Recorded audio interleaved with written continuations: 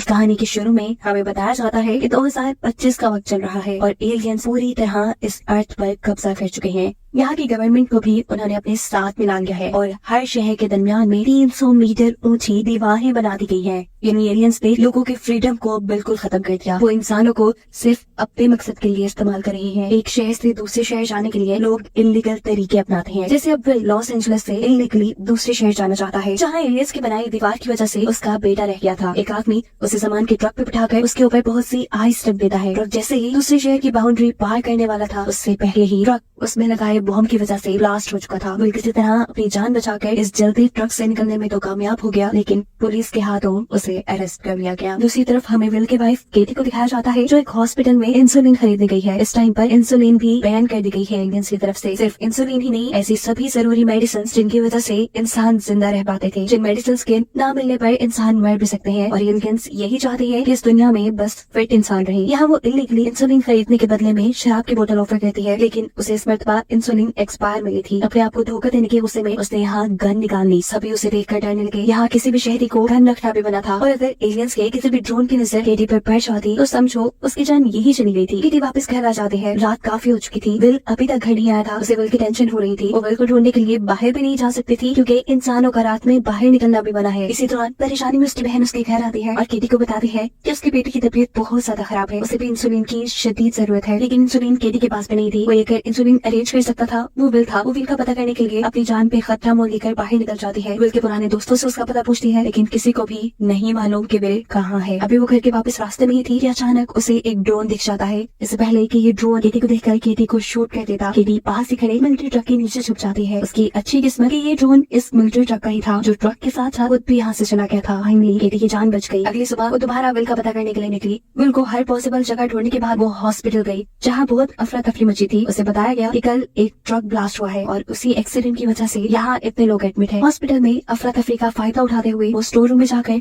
कुछ इंसुलिन चुरा लाती है। विल का अभी भी कुछ पता नहीं चला था, इसलिए वो अपने एक दोस्त ब्रूस के पास जाती है। वो विल का पुराना कलीग था। जब विल और ब्रूस दोनों FBI में काम करते थे। उसकी परेशानी देखकर ब्रूस केटी से कहता है, तुम परेशान नहीं हो, मैं विल का पता चला लूंगा। जबकि दूसरी तरफ जेल पे विल भी परेशान था, क्योंकि अभी उसे कैदी से पता चला है कि जल्द ही उन्हें यहाँ से उठाकर एलियंस की फैक्ट्री में भेज दिया जाएगा, जहाँ पर वो मुजरिमों से काम करवाते हैं। ऐसे शायद वो कभी अब अपनी फैमिली से न मिल पाए। उनकी इन्हीं बातों के दौरान यहाँ पर कुछ पुलिस के लोग आते हैं। वो सभी लोगों को छोड़कर सिर्फ विल को उठाकर यहाँ से ले गए थे, क्योंकि उन्हें मालूम हुआ था कि विल पहले एक बहुत ही अच्छा FBI एजेंट था। विल को लेकर जाया जाता है ग्रीन जोन में, जहाँ पर दुनिया के अमीर और अथॉरिटी वाले इंसान रहते हैं। इनके ऊपर एलियंस की कोई पाबंदी नहीं है। यहाँ उसे मिलवाया जाता है स्नाइडर नाम के एक आदमी से, जो लॉस एंजलिस की अथॉरिटीज का बंदा है। विल के बारे में उसे सारी इन्फॉर्मेशन थी कि विल एक बहुत ही जबरदस्त FBI ऑफिसर है और क्रिमिनल्स को पकड़ने में एक्सपर्ट है। लेकिन एलियंस के इस दुनिया में कब्जा करने के बाद FBI का तो नामो निशानी नहीं रहा था। लेकिन विल जैसे FBI के बंदे अथॉरिटीज के बहुत काम के थे। स्नाइडर नाम का बंदा असल में ये चाहता था कि विल उसके लिए काम करे। ऐसे लोगों को पकड़ कर लाए जो एलियंस की हुकूमत के खिलाफ एसोसिएशन बनाकर बैठे हैं। रेबल्स हैं जो एलियंस के गद्दार। जबकि अमीर लोग और अथॉरिटीज तो एलियंस के अंडर काम करने लगी थी। स्नाइडर विल को कहता है कि मुझे जरा नामोनामी वो बंदा भी चाहिए जिसने एलियंस के खिलाफ लीग स्टार्ट की है, और इसके बदले वो ऑफर करता है विल को उसकी फैमिली की प्रोटेक्शन और वो सभी बेसिक फैसिलिटीज जो आज के इंसान को इस दुनिया में चाहिए होती हैं। वो विल को खिड़की के पास लेकर जाता है, जहाँ पर एक रॉकेट लॉन्च हो रहा था। इस रॉकेट के जरिए बहुत से इंसानों को चांद पे भेजा जा रहा था, जहाँ एलियंस की फैक्ट्रीज थी। वो विल से कहता है कि अगर तुमने इस काम से मना किया तो तुम्हारी जगह तुम्हारी फैमिली जाएगी एलियंस की फैक्ट्री में काम करने के लिए। जिसके बाद विल को पुलिस ऑफिसर्स के जरिए उसके घर भेज दिया जाता है, जहाँ पर सभी उसके लिए परेशान बैठे थे। केटी पूछती है, कहाँ रहते थे तुम विल? जवाब में विल कहता है कि मैं अपने बेटे को ढूंढने गया था, लेकिन बुरी किस्मत इस मर्तबा भी हार गया हूँ।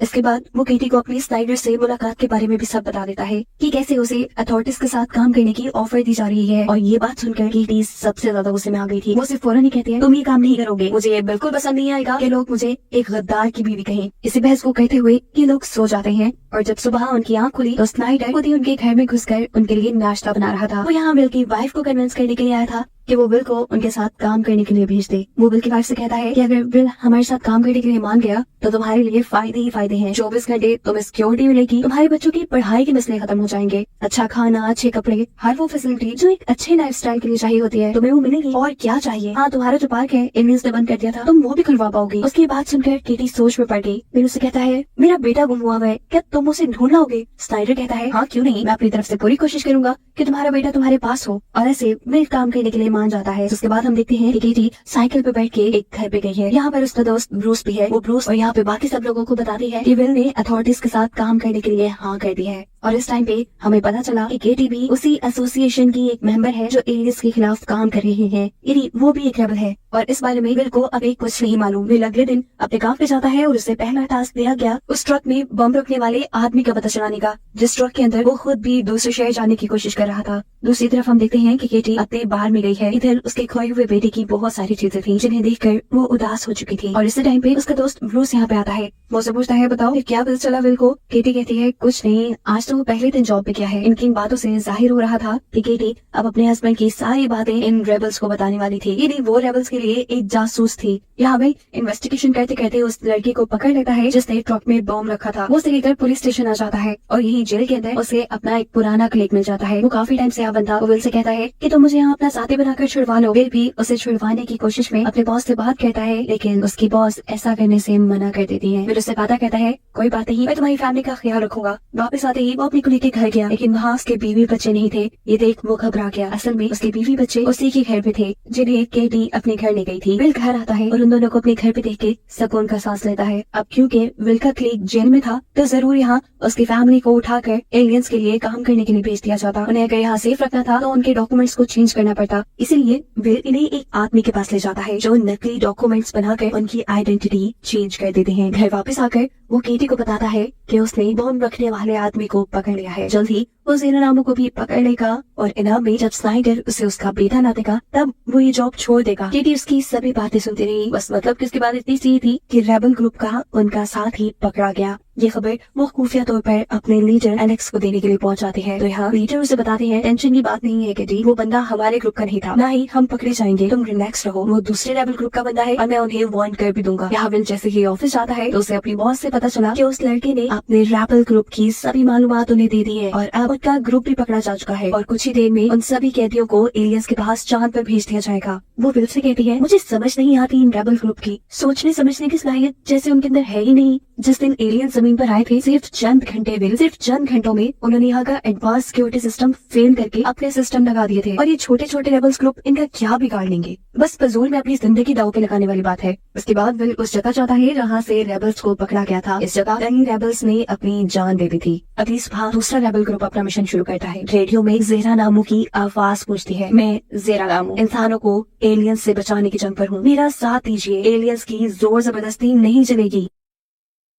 पूरा लॉस एंजलिस में सुन रहा था। रेडियो के सिग्नल्स को ही ट्रैक करते हुए पुलिस उसी बिल्डिंग तक पहुंच जाती है जहां से ये ट्रांसमिशन ऑन एयर थी। वो आदमी बिना वक्त ज़ाया किए यहाँ से भाग जाता है। जबकि यही हम विल के बेटे ब्रायन को ही देखते हैं जो इस रिकॉर्डिंग की तमाम कैसेट्स निकाल कर जल्दी से अपने घर जाकर छुपा देता है और पुलिस को यहाँ कुछ नहीं मिलता। दूसरी तरफ केटी भी आज पहली मर्तबा रेबल्स के साथ ऑपरेशन के लिए निकली है। टारगेट है उनका एक फूड ट्रक जो कि अथॉरिटीज का है। ऑपरेशन के दौरान केटी का एक साथ ही जख्मी हो जाता है। उसे बचाने की कोशिश करती है पर ब्रूस जो उन्हीं का साथी था इस जख्मी इंसान को पूरी तरह शूट करके मार देता है। उसे समझ नहीं आई कि ब्रूस ने क्या किया। कितनी देर वो यहाँ सुन खड़ी रही। ड्रोन्स भी यहाँ आ चुके थे जो इन्हें देखकर इन्हें शूट ही कर देते हैं पर ब्रूस उसे छुपा लेता है। घबराई हुई केटी घर पहुँचती है तो उसके सांस में सांस नहीं था। वो डिस्टर्ब थी, एक ट्रॉमा में जा चुकी थी। अपने आप को वो बाथरूम में बंद कर लेती है और पागलों की तरह अपने ऊपर से अपने साथी का लगा खून साफ करने लगती है। दूसरी तरफ इसी क्राइम सीन के ऊपर पुलिस भी पहुंच चुकी थी। पुलिस के साथ तो विल भी था। पुलिस यहाँ इस मरे हुए आदमी की आइडेंटिटी फाइंड करती है और फिर उसके घर से उसके पेरेंट्स को अरेस्ट कर लिया जाता है उसके बदले की सजा देने के लिए।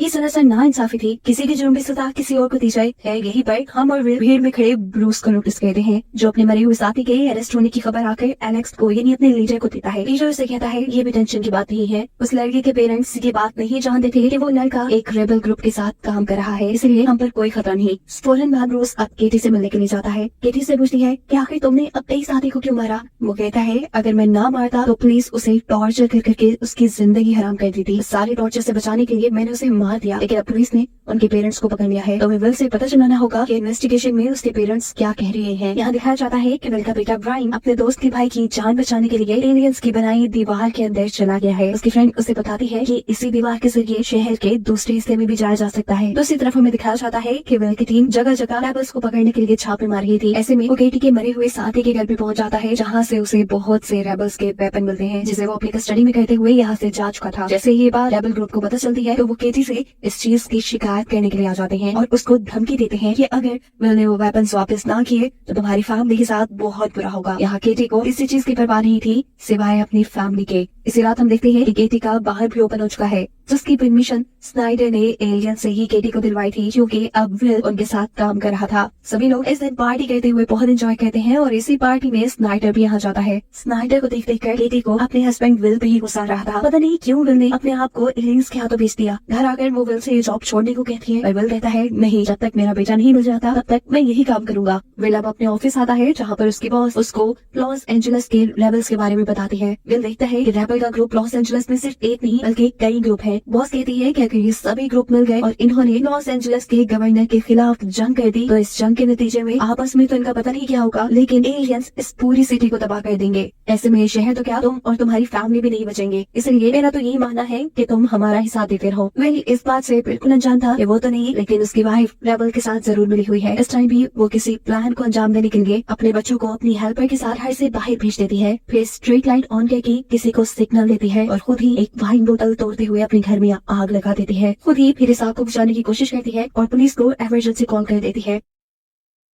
इस टाइम पुलिस के साथ विल और उसकी बॉस भी घर आए थे। विल के घर में आग लगी थी, उसे टेंशन थी कि किसने लगाई है, लेकिन यहाँ उसकी बॉस तो उल्टा उसके घर की तलाशी लेने पे ही तुली थी और ये बात उसे गुस्सा दिला देती है। खैर विल की फैमिली को विल के ऑफिस लेकर आया जाता है, जहाँ पर विल की बॉस विल की वाइफ से कहती है, टेंशन लेने की जरूरत नहीं है केटी, तुम्हारी और तुम्हारी फैमिली की जिम्मेदारी बिल्कुल हमारी है। इवन हमने तो तुम्हारे नेबर्स तक को वार्न कर दिया है कि अगर कुछ भी उल्टा सीधा तुम्हारे या तुम्हारे घर के साथ हुआ तो जिम्मेदारी उनकी होगी। ये सुनकर केटी को अच्छा नहीं लगा, क्योंकि अब सारे नेबर्स उनसे डरने लगेंगे। वो सवालों के और जवाब देने के बाद वो यहाँ से उठ के चली जाती है। फौरन बाद विल की बॉस विल को अपने रूम में बुलाती हैं और उसे उसके बेटे के रूम से मिली कैसेट्स दिखाती हैं, जो कि पूरी की पूरी ज़ेरा नामों की रिकॉर्डिंग से भरी थी। उसे कहती है, तुम्हें अपने बेटे पे ध्यान रखना चाहिए विल, इन कैसेट्स की टेंशन न लो, मैं इसके बारे में किसी को नहीं बताऊंगी। मैं परेशान हो जाता है, घर जाकर अपने बेटे से उन कैसेट्स के बारे में पूछता है तो उसका बेटा उससे बिल्कुल नहीं घबराता और कहता है कि मैं बस इंसानों का फ्रीडम चाहता हूँ। और इस टाइम विल को एक पोस्टर भी दिखाता है और कहता है कि ज़ेरा नामू एक नया ब्रॉडकास्ट करने वाला है और मैं यहाँ पर भी उसका साथ दे रहा हूँ। उनके पास अल्फाज नहीं थे कि वो कैसे अपने बेटे को रोके। यहाँ पर केटी अपने रेबल्स के लीडर के पास जाती है, क्योंकि वो चाहती थी कि रेबल्स विल के खिलाफ हुए भी हैं, क्योंकि विल ने उनके बहुत सारे वेपन्स को अपने कब्जे में कर लिया था। वो विल को मारना चाहते थे, लेकिन यहाँ पर केटी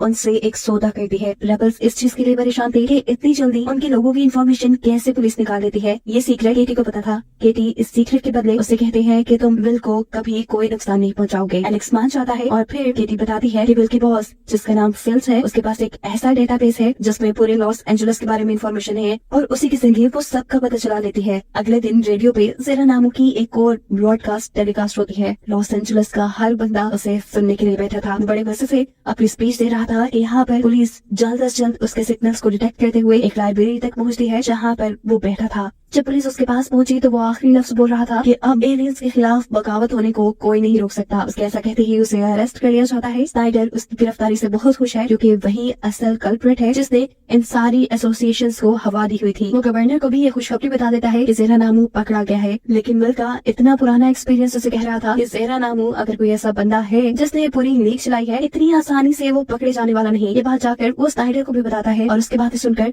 स्नाइडर का क्लास आता है, क्योंकि उसने तो गवर्नर को भी ये बात बता दी है। ये लोग उस आदमी से इन्वेस्टिगेशन करते हैं और सच में पता चलता है कि वो आदमी तो ज़ेरा नामू है ही नहीं, वो तो बस एक एक्टर है और जो स्पीच वो ब्रॉडकास्ट में कर रहा था वो तो उसे एक पाइप में लिखी हुई मिली थी। इसके बाद हम देखते हैं कि विल की बॉस केटी से मिलने के लिए आई है। वो कहती है, लकी हो तुम, जो तुम्हारा हस्बैंड तुम पे इतना बिलीव करता है कि बिल्कुल चेक एंड बैलेंस नहीं रखता, लेकिन मुझे तुम्हारी हर चीज की इन्फॉर्मेशन है। मैं तुम्हें सिर्फ इतना वार्न करने आई हूँ कि अगर तुम्हें तुम्हारी फैमिली और तुम्हारे हस्बैंड की प्रोटेक्शन चाहिए तो तुम हमारा साथ दो, ना कि रेबल्स का। जिसके बाद वो अपने घर चली जाती है। यहाँ पे पहली मर्तबा हम उसके हस्बैंड को देखते हैं, जो बिल्कुल पैरालाइज था। वो उससे कुछ बातें कहती है और उठकर जैसे ही पीछे की तरफ देखती है तो वहाँ ब्रूस खड़ा था। वो ब्रूस को जानती थी कि वो एक, इसीलिए वो रिलैक्स रहती है और कहती है, मुझे पता है तुम यहाँ क्या करने आए हो, लेकिन मेरी एक शर्त है, मुझे मारने से पहले तुम मेरे हस्बैंड को भी मार देना, क्योंकि वो मेरी मौत का सदमा नहीं बर्दाश्त कर पाएंगे। ब्रूस ऐसा ही कहता है और अगली सुबह हम उसके घर पे पुलिस को देखते हैं। एक दीवार पे ज़ेरा नामू का नाम लिखा हुआ था। स्नाइडर उसकी मौत से बहुत ही ज्यादा परेशान था, क्योंकि वो उनकी बहुत ही अहम बंदी थी। वो एलियंस की बातों को, उनके ब्रेन को बहुत ही अच्छे तरीके से रीड कर लेती थी और इस तरह वो एलियंस और इंसानों दोनों के दरमियान में एक ब्रिज का काम कर रही थी। स्नाइडर को जल्द से जल्द उसके कातिलों को पकड़ना था। चारों तरफ वो पुलिस को फैला देता है और पुलिस बहुत से रेबल्स को पकड़ के लेकर आती है, जिनमें से एक रेबल अपना मुंह खोल देता है और उन्हें ग्रीन जोन के अंदर ही एक घर का एड्रेस बताता है जहाँ से ज़ेरा नामो अपनी लेक चला रहा था। इस जगह जब वो लोग जाते हैं तो वहाँ उन्हें काफी सारे आदमी मिलते हैं और ये सभी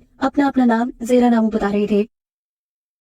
सभी को अरेस्ट कर लिया जाता है, जबकि दूसरी तरफ हम ब्रायन को देखते हैं, बिल का बेटा, जो एलियंस की बनाई हुई दीवार के जरिए शहर की दूसरी तरफ आ चुका था। वो देखता है यहाँ पे कोई इंसान नहीं रहता और इस जगह को अब गोदाम के तौर पे यूज किया जाता है। उसे यहाँ हर वो चीज बहुत ज्यादा क्वांटिटी में नजर आ रही थी जिसके लिए वो अपने शहर में तरस रहे थे। दूसरी तरफ लॉस एंजलिस के अंदर हम देखते हैं कि वहाँ अनाउंसमेंट की जा रही है कि ज़ेरा नामो के ग्रुप को पकड़ा जा चुका है, लेकिन बिल ये बात जानता है कि स्नाइडर ने ये झूठ बोला है, ये गेम खेली है। इन्वेस्टिगेशन करने पे ये बात कंफर्म भी हो जाती है, जिस कपल को इन्होंने पकड़ा था वो इतने इनोसेंट थे, इतनी बड़ी प्लानिंग करना उनके बस में था ही नहीं। स्नाइडर सच में एक कच्चा खिलाड़ी था। अब गवर्नर के हाथों वो पकड़ा न जाए इसलिए वो चार्ल्स को धमकी देता है कि तुम किसी भी हाल में ज़ेरा नाम के ग्रुप को पकड़ कर लेके आओ, नहीं तो मैं तुम्हारे बेटे को ढूंढने में तुम्हारी मदद नहीं करूंगा। बिल की प्रमोशन भी कर दी जाती है, यानी उसे उसकी बॉस की जगह दे दी गई है और यहीं पर ऑफिस में उसकी एक कलीग उसे बताती है कि मुझे लग रहा है कि तुम्हारी वाइफ ही वो जासूस है जो हमारी खबरें रेबल्स को बता देती है। कंक्रीट एविडेंस उसके पास भी नहीं था, इसीलिए बिल घर जाता है, सारी तलाशी लेता है और यहाँ पर वो देखता है अपनी बेटी के पास एक नई बुक जो कि ब्रायन ने उसे शहर की दूसरी तरफ से लाके दी थी। ब्रायन झूठ बोल देता है कि ये उसने अपने दोस्त से ली है। वो अब अपनी वाइफ के बाहर में जाता है और उसे यहाँ अपनी वाइफ के खिलाफ कोई सबूत नहीं मिला सिवाय एक किताब की। जेल के अंदर स्नाइडर के सामने वो एक्टर बैठा है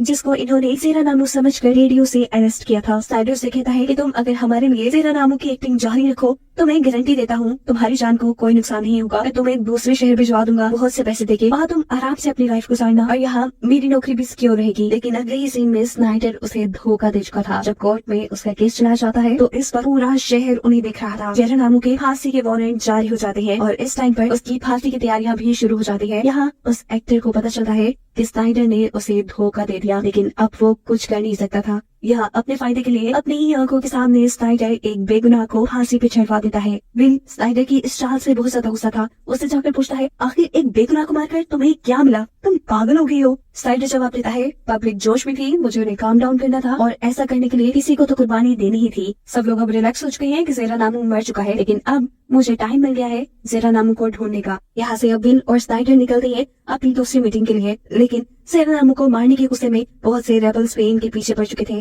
पुलिस के भेस में इन रेबल्स के दरमियान में ब्रूस भी बैठा था, जो अपने साथ सिक्योरिटी वैन में बैठे असल पुलिस ऑफिसर्स को शूट करके मार देता है। जिसके बाद सभी अपनी गाड़ी से निकलते हैं और स्नाइडर को मारने के लिए उसकी गाड़ी के ऊपर धड़ाधड़ शूट करना स्टार्ट कर देते हैं। उसकी गाड़ी बुलेट प्रूफ थी, इसीलिए दो रेबल्स उसकी गाड़ी को तोड़ने की कोशिश करते हैं बार बार शूट करके, लेकिन यहाँ पर भी अपने गन से उन्हीं को शूट करते हुए तेजी से गाड़ी मोड़कर स्नाइडर को बचाकर अपनी वाइफ के बाहर में ले आता है, जिसे अपने पास देखते ही केटी को गुस्सा आ चुका था। वो फिर से कहते हैं, तुम इस धोखेबाज इंसान के लिए अपनी जान को क्यों खतरे में डाल रहे हो? ये मर रहा था तो इसे मरने देते। और विल उसे कहता है, मैं इसे तब तक नहीं मरने दे सकता जब तक मेरा बेटा मुझे नहीं मिल जाता। यहाँ विल का फोन काम नहीं कर रहा था। जल्दी वो एक पास के फोन बूथ में जाकर अपनी फोर्स को स्नाइडर को सिक्योरिटी देने के लिए इस बार में बुला लेता है। दूसरी तरफ केटी भी अपने फोन से कॉल करके रेबल्स को स्नाइडर के यहाँ होने की खबर दे देती है। केटी स्नाइडर को यहाँ रोकने के लिए उसे बातों में लगा चुकी थी। इसी टाइम पर विल यहाँ आता है और इन दोनों को एक खबर देता है कि ज़ेरा नामो नामी जिस बंदे को वो ढूंढ रहे हैं वो बंदा एक नहीं है। हर वो रेबल जो एलियन से बचाव के लिए अपनी अपनी जंग लड़ रहा है वो अपने आप को ज़ेरा नामो कहता है। इसी दौरान विल की वाइफ विल को साइड पे लेकर जाती है और उसे बातों ही बातों में समझाने लग जाती है कि अगर यहाँ कोई स्नाइडर को मारने के लिए आ गया तो प्लीज तुम उसके दरमियान में ना आना, अपनी जान बचाना छोड़। लेकिन विल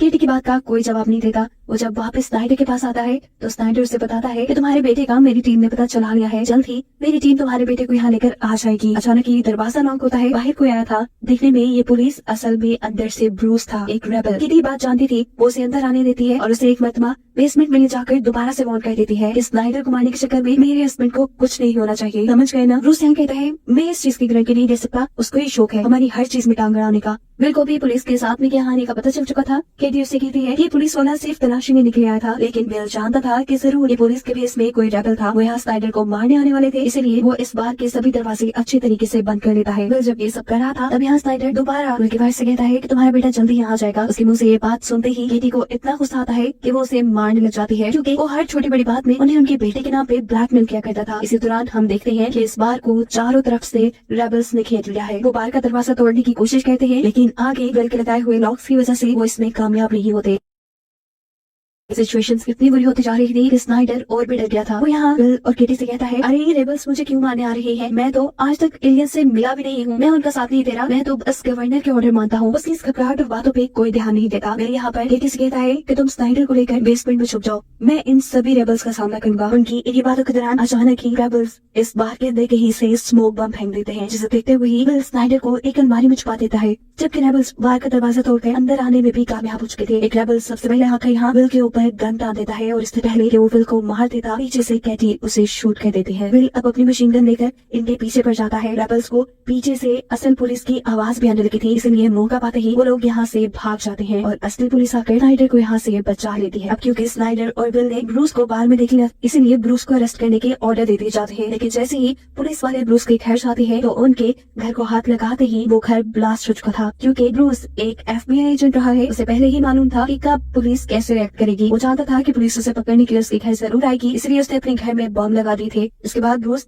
पुलिस वालों को यकीन दिलवाने के लिए कि वो मर गया है, अपनी ही कद और साइज के डेड बॉडी अरेंज करता है और उसे एक कार में रखकर जला देता है। ये सब काम वो एलेक्स ने अपने लीडर के साथ मिलकर कर रहा था और यहाँ एलेक्स उससे कहता है कि केटी धो के पास निकली। वो डबल गेम खेल रही है, एक तरफ तो वो हम रेबल्स के साथ है और दूसरी तरफ वो विल का साथ दे रही है। जबकि यहाँ कैटी अब रेबल्स से कांटेक्ट करने की भरपूर कोशिश में थी, लेकिन जब वो लीडर से या ब्रूस से कोई कांटेक्ट नहीं कर पाती तो उसे खुफिया तरीके से रेबल्स की मीटिंग का एक मैसेज मिलता है। मीटिंग पॉइंट पे पहुंचने पर उसे पता चलता है यहाँ सभी लोग नहीं थे, सिर्फ वो ब्रूस से मिलने के लिए यहाँ आई थी। ब्रूस उससे पूछता है, आखिर तुमने अपने ही साथी को क्यों मारा? केटी से कहती है कि मैंने बार बार तुमसे कहा था कि चाहे जो भी हो जाए विल को नुकसान नहीं पहुंचाएगा कोई, और वो विल को ही मारने वाला था, इसीलिए मैंने उसे मार दिया। लेकिन ब्रूस को उसके ऊपर एतबार नहीं था, इसीलिए वो ब्रूस को यही छोड़कर यहाँ से चले जाती है। ब्रूस अब अपनी एक और साथी से मिलने के लिए जाता है, जहाँ वो उसे बता रहा था कि एलेक्स ने केटी को मारने के ऑर्डर दे दिए हैं, लेकिन वो मेरी बहुत अच्छी दोस्त है, मैं उसे मार नहीं पाया। यहाँ बिल अपनी सारी तफ्तीश करने के बाद स्नाइडर के पास जाता है और उसे बताता है कि उन्होंने ब्रूस के बारे में पता चला लिया है। ब्रूस ना सिर्फ स्पेशल फोर्सेस का बंदा था, बल्कि FBI के लिए भी काम करता था।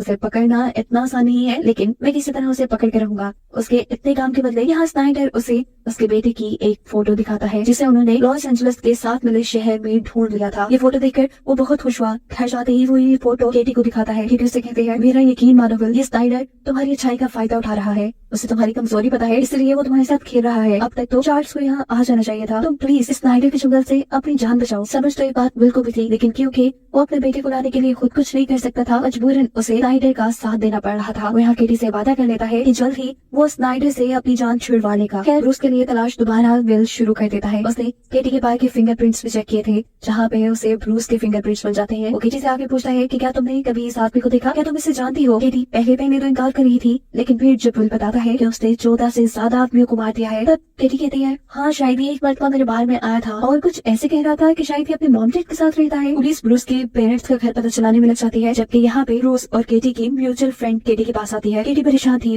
वो उससे पूछती है कि क्या ब्रूस ने 14 से 15 लोगों को मारा है, जिस पर उसके दोस्त बताती है, हाँ उसने मारा है, लेकिन जो काम हम कर रहे हैं उसमें से छोटी मोटी कुर्बानियां देनी पड़ जाती है। यहाँ केटी से कहती है, तुम्हें पता है वो मुझे भी मारने वाला था, लेकिन मैं उसका शिकार बनते बनते रह गई। जो भी था ब्रूस उसका दोस्त था और वो उसके साथ काम करती थी, इसलिए वो ब्रूस को ये इत्तला कर देती है कि विल ने उसके पेरेंट्स का घर पता चला लिया है और जल्द ही पुलिस उसे मारने के लिए उसके पास होगी। अब जैसे ही पुलिस उसके घर पे आती है तो वहाँ उन्हें ब्रूस नहीं मिला। तलाशी लेने पे बिल को वहाँ सिर्फ वही किताब मिली जो उसने पहले केटी के बार में देखी थी। ये लोग ब्रूस के नेबर्स की भी तफ्तीश करते हैं, जहाँ पर हमें एलेक्स दिखाई देता है। यहाँ एलेक्स साफ इनकार कर चुका था कि वो तो आज तक ब्रूस ने मिला ही नहीं। दूसरी तरफ हम देखते हैं कि स्नाइडर इस टाइम लॉस एंजलिस की गवर्नर के पास है। गवर्नर बताती है कि पैसिफिक रीजन के हेड यानी एलियंस लॉस एंजलिस को चेक करने के लिए आ रही है। स्नाइडर घबरा जाता है और पूछता है क्यों, जिस पर गवर्नर उसे बताती है, क्या तुम सबको ही अपनी तरह बेवकूफ समझते हो? और ये काइंड इन्फॉर्मेशन तुम जो पिक्चर सबको यहाँ दिखा रहे हो, सब जानते हैं कि असल में लॉस एंजलिस के हालात इससे ज्यादा खराब है। ज्यादा नहीं बल्कि बहुत ज्यादा। यहाँ केटी ने अब रेबल्स का साथ देना छोड़ दिया था, लेकिन रेबल्स को केटी की जरूरत थी। उन्हें विल की जो इन्फॉर्मेशन केटी के जरिए मिलती थी वो उन्हें अब भी चाहिए थी, इसीलिए उसके एक दोस्त से दोबारा रेबल ग्रुप ज्वाइन करने को कहती है। लेकिन केटी ये कहकर इनकार कर देती है कि उसे अपनी फैमिली की जान ज्यादा प्यारी है और उसके इस रिएक्शन के बदले उसी का रेबल ग्रुप उसी के खिलाफ काम करता है। एलेक्स ऑर्डर दे देता है कि अब विल को ये बात बता दी जाए कि उसकी वाइफ एक स्पाई है और वही रेबल्स को इन्फॉर्मेशन लीक किया करती थी। एलेक्स ट्रेन में विल से मिलता है और उसे बताता है कि तुम्हारी भाई आए है और मैं रेबल्स का लीडर हूँ। मैं चाहता हूँ तुम्हारे अथॉरिटीज के साथ बड़े लिंक्स है। मुझे सिर्फ एक शहर से दूसरे शहर जाने के लिए एक पास चाहिए, एक फ्रीडम पास, और इसके बदले मैं अपने रेबल ग्रुप को भी धोखा देने के लिए तैयार हूँ। यानी इस जगह हमें एलेक्स की हकीकत पता चल गई है कि उसने रेबल ग्रुप भी इंसानों को एलियन से आजाद करने के लिए नहीं बनवाया था, बल्कि वो तो अपने आप को पावरफुल रखना चाहता था। बहुत सारे लोगों को अपने साथ मिलाकर यहाँ उसकी अथॉरिटी बन रही थी, और जब उसे अब दूसरी तरह की पावर चाहिए थी तो वो अपने ही लोगों को धोखा देने के लिए तैयार था। उसे कोई फर्क नहीं पड़ता था कि एलियंस इस दुनिया में रहे या ना रहे। अब यही बात जाकर बिल स्नाइडर को बता देता है। स्नाइडर विल से कहता है कि मैं एलेक्स से पर्सनली मिलना चाहूंगा। बिल जब घर आता है तो वो अपनी वाइफ को सारी बात बता देता है कि कैसे उन्हीं का लीडर मोदी की सच्चाई बिल को बता चुका था, और वो सिर्फ दूसरे शहर का पास पाने के लिए अपने रेबल साथियों को भी धोखा देने के लिए तैयार था। केटी के भी कान खड़े हो गए थे। वो ये खबर जल्दी से ब्रूस को कहती है। यहाँ हम ब्रायन को देखते हैं, ये केटी के बेटे को देखते हैं, जो अपनी टीचर के साथ था। उन्होंने एक बहुत ही ताकतवर टेलीस्कोप बनाया था, जिस टेलीस्कोप के जरिए ये चांद की सरफेस को देख रहे थे। चांद की सरफेस पहले से बहुत ज्यादा अजीब हो गई थी, जिससे ये बात साफ जाहिर थी कि एलियंस चांद के ऊपर माइनिंग कर रहे हैं, यानी खुदाई कर रहे हैं। यहाँ केटी की दी हुई इन्फॉर्मेशन की वजह से ब्रूस जल्दी से एलेक्स के पास आता है और उससे पूछता है कि क्या तुमने धोखा दिया? क्या तुम सिर्फ दूसरे शहर का पास पाने के लिए हम सबको धोखा देने वाले हो? जवाब में एलेक्स कहता है, अरे नहीं, तुम्हें शायद केटी बेवकूफ बना रही है। तुम उसके बहकावे में नहीं आओ और अपने अगले ऑपरेशन की तैयारी करो। मैं तुम लोगों के साथ ही हूँ। अगली सुबह हम देखते हैं कि बिल ने एलेक्स की स्नाइडर से भी मीटिंग करवा दी थी। यहाँ एलेक्स साफ साफ उसे कह देता है कि मुझे दूसरे शहरों का पास चाहिए, इसके बदले में मैं तुम्हें ब्रूस के उन सभी ग्रुप्स की लिस्ट भी दे दूंगा जिनको वो लीड करता है, जो सब के सब रेबल्स हैं। वो साथ में ये भी बता चुका था कि ब्रूस का अगला ऑपरेशन प्राइम मिनिस्टर को मारने का है। स्नाइडर यहाँ उसे शाबाशी देता है और कहता है, ऐसे ही बस वो सारी इन्फॉर्मेशन तुम हमें देते रहना, हम प्राइम मिनिस्टर के मारने के उनके ऑपरेशन को रोक लेंगे, और उसके बाद जब हर जगह मेरी वाह हो गई तो तुम्हें तुम्हारा यूनिवर्सल पास मिल जाएगा। अगली सुबह हम देखते हैं कि ब्रूस अपने मिशन पे था। केटी और उसकी दूसरी साथी भी यहाँ उसके साथ ही। केटी को जैसे ही यहाँ की पुलिस देखती है तो वो ब्रूस को पुलिस के यहाँ होने के बारे में बताती है। अचानक ही कोई इस सड़क के ऊपर बहुत से फायर क्रैकर्स फेंक देता है। इनकी वजह से यहाँ भगदड़ मच चुकी थी। पुलिस यहाँ फायरिंग शुरू कर देती है, जिसमें इन रेबल्स की एक साथी मारी गई थी, और इस मरतबा भी केटी और ब्रूस इन पुलिस वालों से बच निकले थे। यहाँ हम देखते हैं कि बिल एलेक्स के घर गया है, जो कि इस शहर से बाहर निकलने की तैयारी कर रहा था। वो एलेक्स से कहता है कि तुमने जो स्नाइडर के साथ डील की थी वो कैंसिल हो चुकी है, जिसके बाद वो उसे अपनी ही गन से शूट कर देता है और पुलिस वालों के सामने इल्जाम लगा देता है ब्रूस पर। असल में यहाँ बिल के दिल में लालच आ गया था। वो एलेक्स को मारकर उसका यूनिवर्सल पास जो स्नाइडर से देने वाला था